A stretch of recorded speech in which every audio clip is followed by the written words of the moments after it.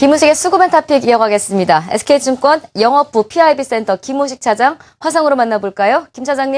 네, 안녕하십니까. 안녕하세요. 시장 분위기가 썩 좋지가 않아서 또다시 수급에서 뭐가 문제일까 또 궁금해져요. 아직까지 좁은 박스권 안에서의 움직임 예상하는 전문가분들이 많이 계신데요. 오늘 수급 포인트 어떤 걸로 잡고 계십니까? 지금 글로벌 증시의 핵심 포인트겠죠. 수급 포인트 오늘은 차별화로 가겠고요. 자, 이 차별화를 영어로 하면 뭐가 되겠습니까? 약간 뉘앙스는 틀릴 수도 있지만 디커플링이죠. 이게 지금 수급 포인트가 되겠고, 특히나 일명 트리플 디커플링입니다. 이건 제가 막 지어낸 말인데 너무 어려워서 뭐가 세 가지가 디커플링이 현재 일어나고 있는가 이걸 말씀을 좀 드리겠는데요. 우선 전일 미증시 같은 경우는 신고가를 역시 경신했죠. 대단한 모습을 지금 보여주고 있고, 특히나 미증시 중심으로 해서 선진국 증시는 굉장히 좋은 흐름 보여주고 있죠. 반면에 이머징 국가들은 흐름이 별로 안 좋아요. 어제 브라질도 1.8% 또 급락도 나왔었고, 특히나 우리나라 같은 경우는 환율도 있고 또 뱅가드 펀드 결제 아직 남았지 않습니까? 절반 정도 소진된 것 같습니다. 다행이죠, 이 부분은.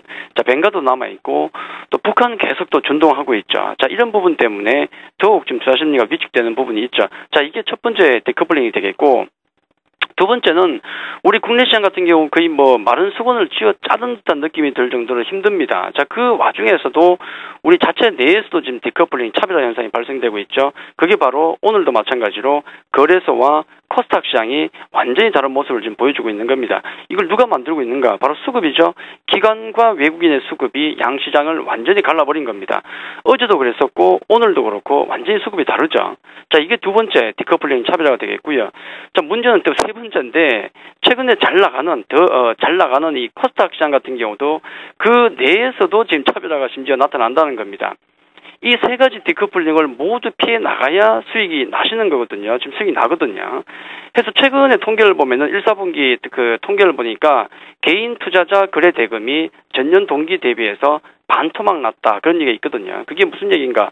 그만큼 지금 디커플링, 여러 가지 디커플링 때문에 수익 나기 힘들다는 거죠.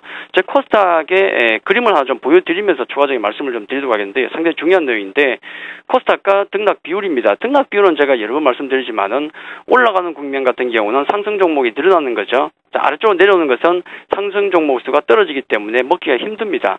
자, 이게 작년 1월, 그 다음에 4월, 7월, 10월이니까 작년 기준을 볼 때 이때가 바로 실적 시즌이죠. 실적 발표가 있는 기간인데, 보시면 위쪽에 보시면 실적 발표 때 항상 보면은 ADR 지표가 별로 안 좋습니다. 떨어지죠. 특히나 이때는 가파르게 떨어지고 또 떨어지고. 자, 이런 모습. 원래 1월 같은 경우도 또 떨어지는 모습. 상승 종목수가 떨어진다는 것은 그만큼 먹기가 힘들고 종목들이 압축되어 간다는 것을 얘기하는 거죠. 근데 사실 이 부분은 당연합니다. 왜냐하면 마침 그 실적 시즌 때 보면 코스닥 지수가 이렇게 하락했거든요. 뚝뚝 떨어지죠. 지수가 떨어지면은 상승 종목수는 당연히 떨어지고, 그럼 ADR은 떨어질 수밖에 없습니다. 자, 여기까지는 당연하다, 그렇게 보시면 되겠는데, 문제는 지금이죠. 지금 보시면 2013년 들어서도 코스닥 시장이 이렇게 올라가고 있고, 3월 들어서도 흔들리긴 하지만은 지수가 올라갔죠, 코스닥이. 그런데 위쪽에 보시면은 ADR 지수는 하락합니다. 이게 지금 현재 4월도 이어지고 있다는 거죠. 이 부분이 어떻게 진행될지 모르겠지만은 3월의 흐름을 놓고 본다 그러면은 가는 종목만, 코스닥 역시 지수도 가지만은 가는 종목만 가는 어떤 차별화 현상이 강하게 일어나고 있다. 이걸 우리가 볼 수 있거든요. 이 정답이 뭘까? 이게 어떤 현상이고 어떤 종목에 갈까를 우리가 고민해 봐야 되는데, 결국은 실적입니다. 실적 그러면은 대부분 다 좀 식상하게 보시고 그렇게 보시겠지만은 이것보다 더 무서운 진리, 정답은 없죠.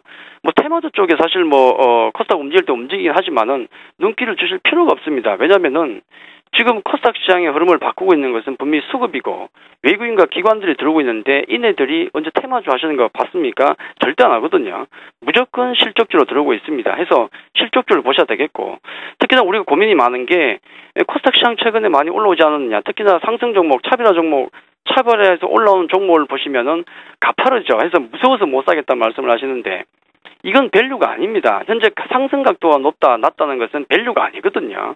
그것보다 중요한 것은 이 기업의 실적 성장이 향후에도 지속될 것이냐, 그걸 봐야 되지 단순하게 상승 각도가 낮다 그걸로 보시면 안 된다는 점을 꼭 강조를 좀 드리고 싶습니다. 실적만큼 중요한 것은 없다. 무섭지만 이것이 진리다라는 말씀을 상당히 인상적으로 해주셨는데요. 외국인들 그래서 어떤 거 사고 있습니까? 코스닥을 말씀드려야 되는데, 그래서는 역시 좀 재미가 없습니다. 향후에 제가 코스닥도 정부도 좀 첨가를 할까 생각 중인데, 외국인들 보시면은 역시 위안을 삼는다면은 그나마 매도가 좀 약해졌다. 그게 위안을 좀 삼아야 되겠죠. 그래서 기준으로 본다 그러면은 화학 서비스, 운수 장비, 금융, 요즘 화학업종 굉장히 어렵죠. 자, 그쪽에 매도가 나오고 있고, 온선 창고 쪽에 매수가 들어오고 있는데, 매수 종목을 보니까 조금은 좀 엣지 있는 종목이 좀 있습니다. 자, SK 하이닉스 조정을 좀 받았었는데, 매수 들어오고 있고, 제일모직이 조금 변하고 있죠. 역시 박스권을 과연 돌파할 것인가 좀 두고 봐야 되겠지만은 수급이 괜찮고요. 한진해운, 코스맥스, 자, NC소프트, NC 같은 경우는 아무래도 공매도 세력의 쇼크부 아니겠습니까? 자, 그런 부분들이 지금 잡히고 있다. 일단 외국인들은 그나마 매도가 약해졌다. 코스닥 시장은 여전히 관심을 두고 있다. 그게 중점을 보고 보셔야 될 것 같습니다. 외국인들 매도가 좀 약해졌다는데 위안을 삼자면 기관들의 매수세도 역시 조금 약해졌습니다. 이건 위안이 안 되는데요. 어떤 거 사고 있나요?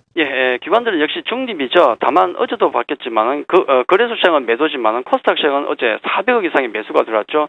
굉장한 쏠림 현상이 나오고 있고 오늘도 100억 이상이 나오니까 코스닥의 기관들이 굉장히 몰리고 있다는 느낌이 강합니다.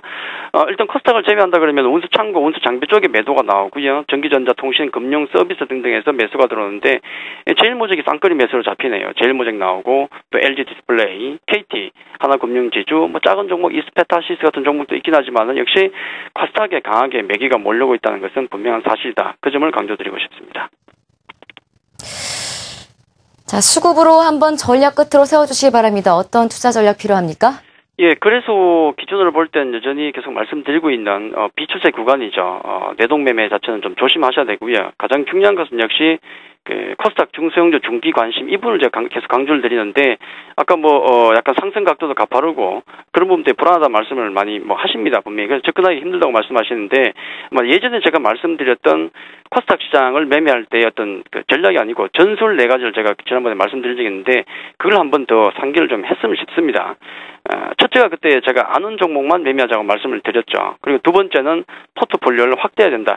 한 종목에 몰빵해서는 큰일 난다는 말씀을 좀 드렸고요. 결국 아는 종목을 가지고 포트를 확대하려고 그러면은 공부를 조금 더 하셔야 한다는 얘기가 되겠고, 세 번째는 손절매를 잘 하셔야 한다는 점, 이 점은 제가 강조를 많이 드렸죠.